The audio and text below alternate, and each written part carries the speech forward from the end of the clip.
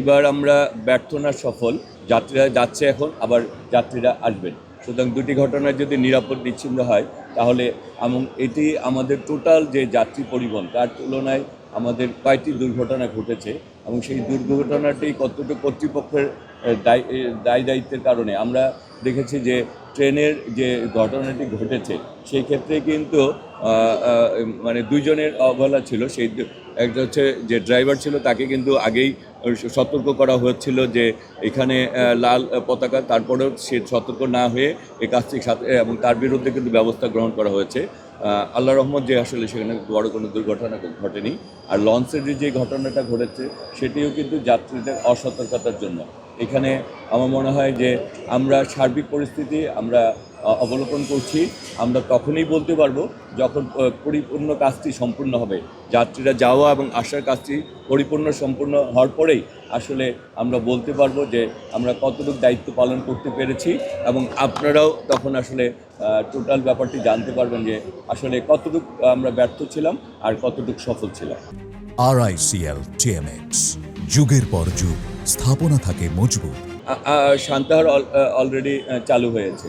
হ্যাঁ, আমরা বাকিগুলিও সব চালু হচ্ছে, শুধু একতাটাও আর 3-4 ঘন্টার মধ্যে একতাও চালু হয়ে যাবে। আর ওইখানের পরিস্থিতি টোটালটাই আমরা এখন নিয়ন্ত্রণে নিয়ে এসে হয়েছে। রেল চলাচল স্বাভাবিক পর্যায়ে চলে আসে। যেই অন্যায় করবে, তাকেই আমরা আইনের আওতায় আনছি।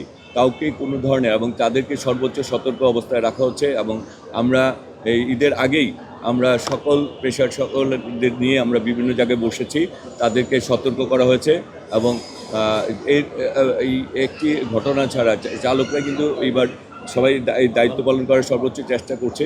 যে একজন আমরা চাই শতভাগ আমরা সার্ভিসটা চাচ্ছি, আমরা শতভাগ মানে সেবাটা নিশ্চিত করতে চাচ্ছি। সেই ধরনের এই যে একটি ঘটনা আমাদেরকে অনেক বেশি আমরা মনে করেছিলাম রেলে এবার আমরা শতভাগ সেবা পাবো। একটি ঘটনা রেলের সেবাটাকে কিছুটা প্রশ্নবিদ্ধ করেছে।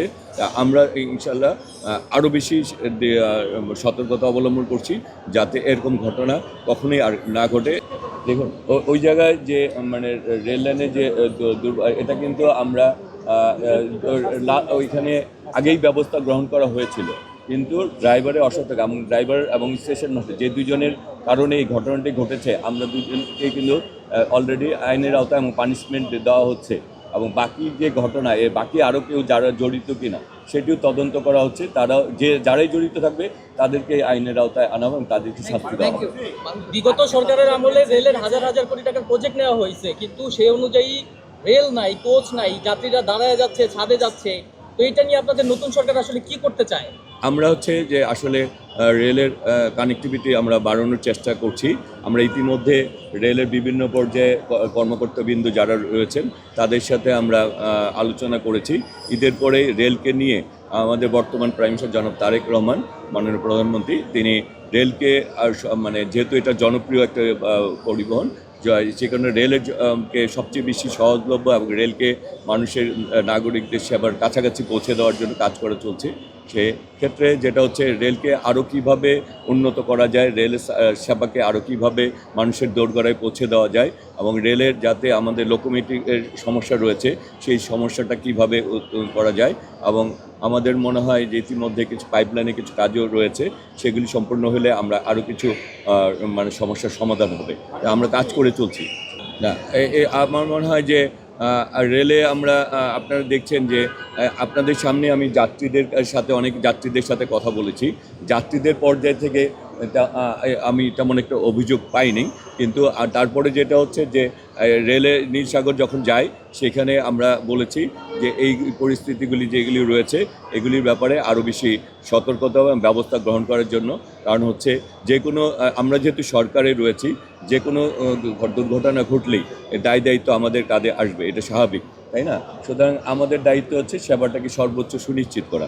সেই ক্ষেত্রে যেখানেই কোনো অব্যবস্থাপনা হবে আমরা কর্তৃপক্ষকে বলেছি সেটি যাতে ব্যবস্থা গ্রহণ করা।